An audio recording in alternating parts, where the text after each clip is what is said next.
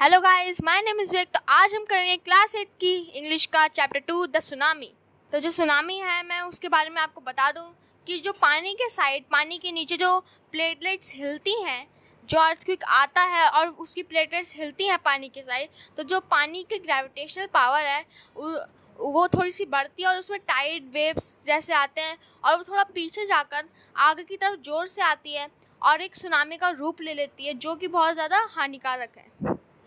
और जो first story है, और इसी के बारे में हम स्टोरीज़ पढ़ेंगे बहुत सारी कि कैसे कैसे सुनामी आती है। ज़्यादातर जो सुनामी है वो फॉरेन देशों में आती है, मतलब विदेश में आती है, पर इस बार जो सुनामी है वो इंडिया में भी आई है। तो यहीं पर बहुत सारी स्टोरीज़ हैं। तो हमारे पास फर्स्ट स्टोरी है इग्नियस की। इग्नियस की जो वाइफ है वो 6 बजे उठती है और उसे फील करती है कि अर्थक्वेक आया है। जो इग्नियस है वो सारे टेलीविज़न, सारी जो बिजली की चीज़ें वो बंद कर देता है और जल्दी से वहाँ पर भाग जाता है, मतलब सेफर प्लेस ढूंढता है ताकि वहाँ से निकल पड़े। और फिर वो एक ट्रैमर देखता है, मतलब ट्रैमर मतलब भूकंप जो है वो स्टॉप हो जाता है, रुक जाता है। फिर वो देखता है कि जो नदी है, मतलब उसके पास का जो ओशन है वो तेज़ी से बढ़ रहा है, राइजिंग मतलब ऊपर की तरफ आ रहा है। वो समझ जाते हैं कि बहुत बड़ा सुनामी आने वाली है और बहुत ज़्यादा कन्फ्यूज़न भी होती है। इसके चक्कर में उनके 5 बेटे होते हैं इग्नियस के, और 2 बेटे खो जाते हैं। 2 बेटे कैसे खो जाते हैं कि उनका जो एक बेटा होता है वो उनके नाना का हाथ पकड़ लेता है, मतलब मम्मी के पापा का हाथ पकड़ लेता है, और एक मम्मी के भाई का हाथ पकड़ लेता है। और जो नाना का हाथ पकड़ता है और जो मामा का हाथ पकड़ता है वो अपोजिट डायरेक्शन में चले जाते हैं उनसे, और वो कभी नहीं मिलते हैं उन्हें, और इसीलिए वो दोनों खो जाते हैं और फिर वो उन्हें कभी नहीं मिले। और जो तीनों बच्चे थे वो सेफली पहुंच जाते हैं उनके पेरेंट्स के साथ। दूसरी स्टोरी है एक संजीव की, जो एक पुलिसमैन है और जो उसकी वाइफ है, उसके साथ उसकी वाइफ रहती है, उसकी डॉटर रहती है और उसका एक बेबी रहता है। और बहुत तेज़ जो होता है कि मतलब अर्थक्वेक आता है और वो सब बाहर निकल जाते हैं और अपने आप को सेव करने के लिए बाहर चले जाते हैं। और फिर जो संजीव है वो किसी की चिल्लाने की आवाज़ सुनता है, तो वो किसके चिल्लाने की आवाज़ सुनता है? जॉन की 5 की। तो जॉन जो होता है वो उसका कुक होता है, मतलब जो उसके घर में खाना बनाता है, और वो जॉन की वाइफ की चिल्लाने की आवाज़ सुनता है तो वो उसकी हेल्प करने जाता है। लेकिन जो जॉन की वाइफ होती है और जो संजीव होता है वो दोनों साथ बहकर चले जाते हैं, मतलब डूब जाते हैं और वो कभी नहीं मिलते दोबारा। तीसरी स्टोरी है किसी मेघा की, जो 13 ईयर ओल्ड बच्ची है और वो 77 लोगों के साथ बहकर चली जाती है, मतलब 77 लोगों के साथ बहकर चली जाती है।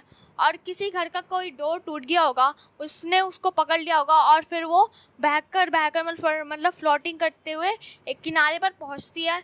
और जब उसकी आँख खुलती है तो वो अपने आप को एक हॉस्पिटल में पाती है, और वो 2 दिन से मतलब बह रही थी और तब जाकर वो किसी किनारे पर पहुंची।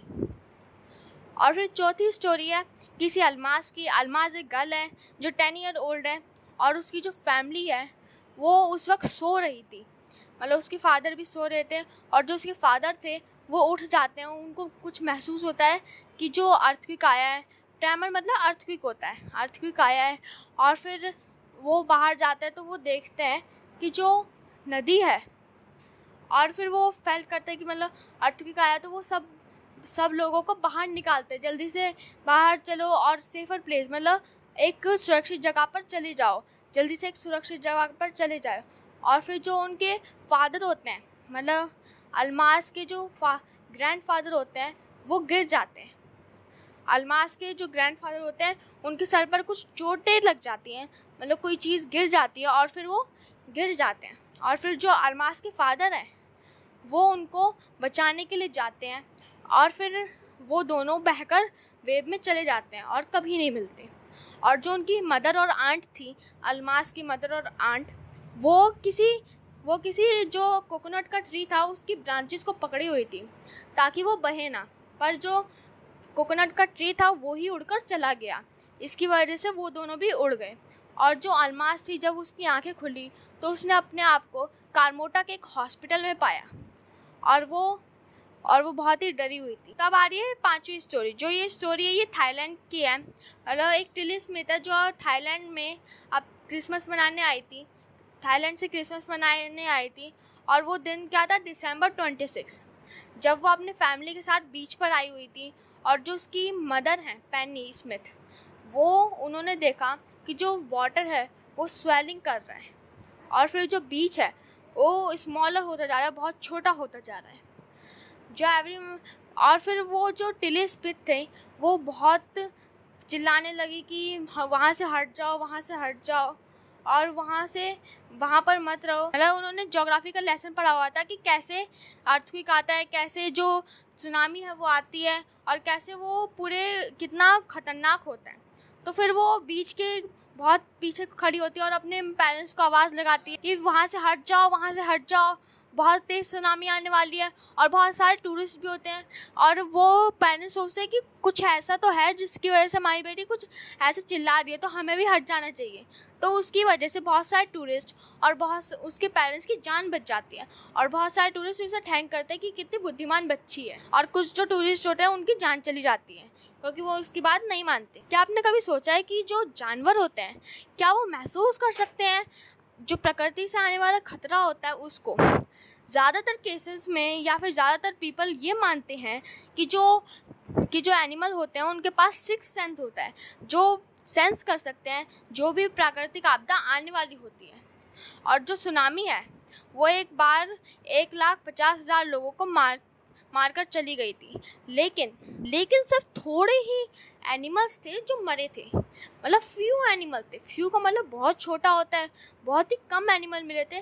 ज़्यादातर इंसानों के कंकाल मिले थे, एनिमल के बिल्कुल ही नहीं मिले थे, बहुत कम मिले थे। और फिर ये भी माना जाता है कि जो एनिमल्स होते हैं वो अजीब सी हरकतें करने लगते हैं जब उन्हें महसूस होता है कि जो प्राकृतिक कुछ आपदा आने वाली है।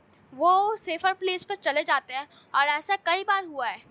वो सेफ़र प्लेस पर चले जाते हैं और फिर अपने लिए एक शेल्टर ढूंढते ताकि उनको कोई नुकसान ना पहुंचे और अजीब सी हरकतें करने लगते हैं।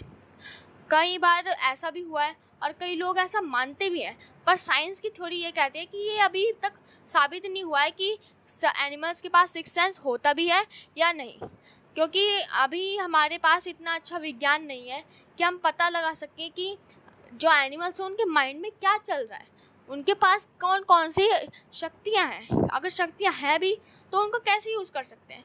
कुछ सवाल हैं जिनका अभी तक जवाब नहीं पता चला एनिमल्स से रिलेटेड। और फिर यहाँ पर कुछ वर्ड्स हैं जिनका आप मतलब जान सकते हैं, जिनकी मतलब शायद आपको ना पता हो। तो यहाँ पर कुछ वर्ड मीनिंग्स हैं जिनको आप देख सकते हैं और जिनका आप मतलब जान सकते हैं उनको पढ़कर। लाइक कैओस, ये आपको चाओस लग रहा होगा लेकिन ये कैओस है, इसकी प्रोनाउंसिएशन कैओस होती है। और लाइक रिजॉर्ट, ट्रिगर्ड, इन सारे जो वर्ड मीनिंग है इनका आप मतलब जान सकते हैं अगर आपको कन्फ्यूज़न हो रही है तो।